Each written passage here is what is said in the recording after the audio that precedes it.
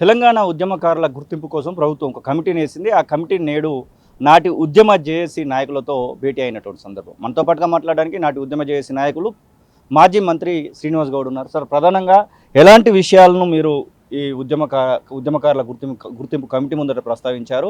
వారి నుంచి ఎలాంటి సమాధానం వస్తూ ఉంది? ముఖ్యంగా ఏంటంటే ఒక టైం బాండ్ పెట్టమని చెప్పినాం. ఈ టైం లోపల ఒక 1 మంత్ జూలై ఎండింగ్ లోపల ఓ టైం బాండ్ పెట్టుకోండి. తర్వాత ఆగస్ట్ నుంచి ఇంప్లిమెంటేషన్ స్టార్ట్ చేయండి. ముఖ్యంగా విద్యార్థులు దృష్టి పెట్టుకొని మరి ఆ రోజు చదువుకున్నా కూడా ఉద్యోగాలకు దూరం అయిపోయారు. వాళ్ళకి ఏదైనా ఎంప్లాయ్మెంట్ చేయండి, లేదా సెల్ఫ్ ఎంప్లాయ్మెంట్ కింద వాళ్ళు ఏదైనా బిజినెస్లో పెట్టుకోవడానికి అవకాశం చేయండి. తర్వాత ఉద్యమకారుల కుటుంబాలకు కూడా ఉద్యోగాలలో కొంత రిజర్వేషన్ జార్ఖండ్లో పెట్టినట్ల అట్లా ఉద్యోగాల రిజర్వేషన్ ఇవ్వండి. ఇండ్లు ఇస్తామన్నారు, మేనిఫెస్టోలో ఉంది కదా. కట్టిన ఇండ్లు చాలా ఉన్నాయి ఇప్పుడు ఇమ్మీడియట్గా రెడీగా. హైదరాబాద్లో డబుల్ బెడ్రూమ్లు కట్టినవి కానీ జిల్లాలలో కూడా ఇమ్మీడియట్గా అవి అలాట్మెంట్ చేసేయండి.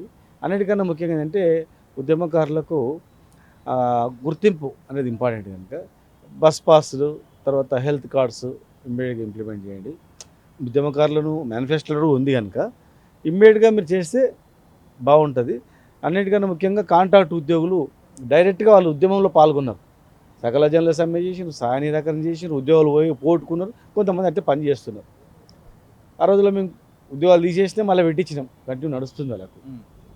కనుక వాళ్ళకు కాంట్రాక్ట్ ఉద్యోగులను దాన్ని ఇమ్మీడియట్గా ఏమైనా పర్మనెంట్ చేసే అవకాశం ఇవ్వండి కాంట్రాక్ట్ ఉద్యోగులకు. తర్వాత కొన్ని పెన్షన్ రాని డిపార్ట్మెంట్లు ఉన్నాయి, ఆర్టీసీ, తర్వాత కొన్ని డిపార్ట్మెంట్లో వాళ్ళకి ఇమ్మీడియట్గా 25,000 రూపాయలు ఇస్తున్నారు కదా. కనీసం అట్లీస్ట్ ఆ 25,000 రూపాయలు ఇమ్మీడియట్గా ఇస్తే కూడా ఆర్టీసీ కార్మికులకు, మిగతా కొన్ని సంస్థలలో కార్పొరేషన్లో పనిచేసే వాళ్ళకు, పెన్షన్ లేని డిపార్ట్మెంట్లకు ఇమ్మీడియట్గా వాళ్ళకు కొంచెం బెనిఫిట్ అవుతుంది. అది టైం బౌండ్ లేకుండా మనం చేసుకుంటూ పోతే కాదు. ఉద్యమకారులందరికీ 250 గజాల జాగా ఇస్తున్నారు ఉద్యమకారులందరూ కూడా. ఇప్పుడు ప్రభుత్వ భూమి కూడా అవైలబుల్గా ఉంది. మేము కొంతవరకు 600 మందికి ఉద్యోగాలు, 600 మందికి 10 లక్షల రూపాయల ఎక్స్గ్రేషియా వాళ్ళకి డబ్బులు, తర్వాత కళాకారులకు 600 మందికి ఇచ్చినాం. అట్లా కళాకారులకు అవకాశం ఉన్నది చేయండి. టైం బౌండ్ పెట్టుకొని ఈ టైం లోపల గుర్తింపు, ఈ టైం లోపల ఇంప్లిమెంటేషన్ ఏమేమి చేస్తాము. మేము ఇవి ఆల్రెడీ అనౌన్స్ చేసినాం. 25,000 రూపాయల పెన్షన్ అనౌన్స్ చేసినాము, తర్వాత 250 గదాల భూమి ఇస్తాం అనౌన్స్ చేసినాము అని ఉంది మీకు. కనుక ఆ అనౌన్స్ చేసినవి ఇంకేమైనా చేస్తారా అనేటివి కూడా తొందరగా చేస్తే బాగుంటుందని చెప్పి వాళ్ళకు సలహాలు ఇచ్చారు. ఉద్యమకారులు అంటే ఎట్లా గుర్తిస్తే డైరెక్ట్గా పాల్గొన్నారు అందరూ కూడా. అవును, సకల జనుల సమ్మె చేసిన వాళ్ళు, సహాయ నిరాకరణ చేసిన వాళ్ళు, కొన్ని సింగరేణి కార్మికులు, కొన్ని కుల సంఘాల వాళ్ళు, కొన్ని వృత్తులు, ప్రైవేట్ స్కూల్ వాళ్ళు కూడా చాలా ఇబ్బందులు పడ్డారు. అట్లా డైరెక్ట్గా పాల్గొనే వాళ్ళు చాలామంది ఉన్నారు. స్వాతంత్ర పోరాటంలో, తెలంగాణ సాయుధ పోరాటంలో ఎట్లయితే గుర్తింపు ఇచ్చి, ఎట్లయితే పెన్షన్ ఇచ్చి బెనిఫిట్స్ ఇచ్చిండ్రో, మేము ఈ తెలంగాణ ఉద్యమాన్ని కూడా తెలంగాణ స్వాతంత్ర పోరాటంగా భావించి మేము కొట్లాడిన వాళ్ళం. మేము తెలంగాణ వస్తుందని ఎవరికి కూడా నమ్మకం లేనప్పుడు మరి 15 ఏళ్ళు అంటే సరిగ్గా మనిషి యొక్క హ్యాపీగా గడిపే రోజులు. 25 ఏళ్ళు చదువుకున్న వ్యక్తి ఉద్యోగాలు పోయినాయి.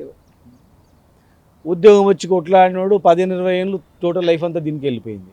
అంటే కుటుంబానికి దూరంగా ఉండి మరి ఉద్యోగాలు పోగొట్టుకొని, ఉద్యోగాలకు ఎలిజిబుల్ కాక, ఉద్యోగాలు దొరకక, అన్నిటికన్నా ముఖ్యంగా అమరులైపోయింది.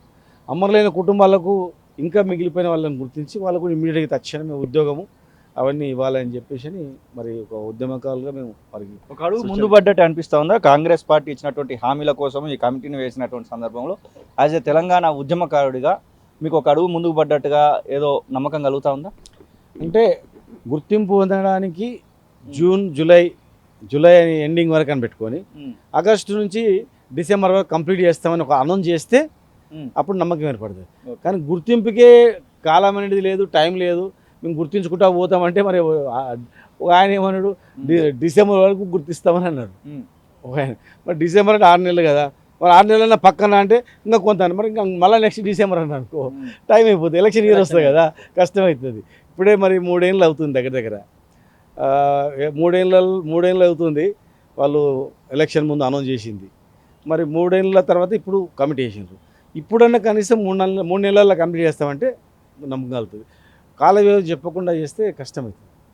బీఆర్ఎస్ పార్టీ స్టాండ్ గురించి చెప్పాలనుకుంటే ఉద్యమకారులకు సంబంధించి మేనిఫెస్టోలో కాంగ్రెస్ పార్టీ చెప్పినటువంటి విషయంలో ఒక ఈ యొక్క కార్యక్రమం అయితే కొనసాగుతోంది. ఒకవేళ కాంగ్రెస్ పార్టీ వాటిని నెరవేర్చకపోతే బీఆర్ఎస్ పార్టీ ఎలాంటి కార్యాచరణ రూపొందిస్తుంది? అదే ప్రభుత్వం వస్తే కొంతమందికి అప్పుడు ఏది కదా, కొంతమందికి చేయలేకపోయాం.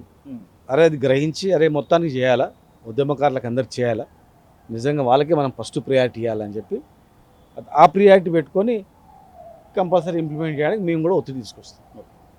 ఇది శ్రీనివాస్ గౌడ్ చెప్తున్న మాటలు. మొత్తం మీద తెలంగాణ ఉద్యమకారులకు గుర్తింపు విషయంలో కాంగ్రెస్ పార్టీ తీసుకున్నటువంటి ఈ యొక్క కమిటీ ఏదైతే ఉందో ఇది ఒక టైం లైన్ను పెట్టుకొని ముందుకు వెళ్తే బాగుంటుంది అనేటువంటి సూచన అయితే వారు చేస్తున్న సందర్భం. కెమెరా పర్సన్ అజార్తో శ్రీనివాస్, తొలి వెలుగు, హైదరాబాద్.